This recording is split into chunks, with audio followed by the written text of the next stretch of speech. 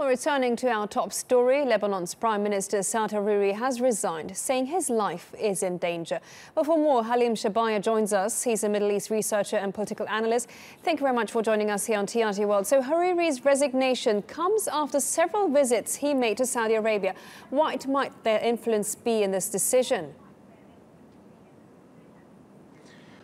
Well, a lot of factors probably influenced him. For the Lebanese public at this point, his resignation came as a bit of a surprise, especially because we're just 4 days after the one-year anniversary of President Aoun's inauguration as president of Lebanon, and the presidential settlement that saw Aoun become president and Saad Hariri become prime minister, with what was seemingly a good working relationship. They had a lot of differences, a lot of disagreements on some regional issues, especially Syria and Saudi Arabia and Iran, but they seemed to be able to keep going, and the motto of the government was to regain the trust, and that was what they were telling the public, that the government wants to regain the trust prior to the 2018 elections. So there's a bit of a surprise, but part of what influences it is that there are definitely local issues, but also the regional dynamics with Saudi Arabia's more, so to speak, more aggressive stance towards Iran and towards Hezbollah, designating Hezbollah as a terrorist organization and saying that it wants to,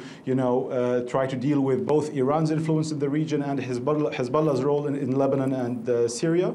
So there's that regional dimension as well, and we cannot also forget the more international dimension of President Donald Trump, who's also taking a harder line on Iran as opposed to his predecessor Obama, who devised the nuclear deal and was kind of keeping a distance between Saudi Arabia and Iran. But President Trump is seemingly more taking the side of of Saudi Arabia, I mean. And also we have to mention the sanctions that the US Congress passed against Hezbollah and against affiliated groups and otherwise. So there's a lot of regional and international pressure at this point on Hezbollah, and specifically more So it looks like he's going for the safe option here for himself, but he has been less than a year in power, and he says his life is in danger. Where's that danger really coming from? Is it as serious as back in 2005 when his father was assassinated?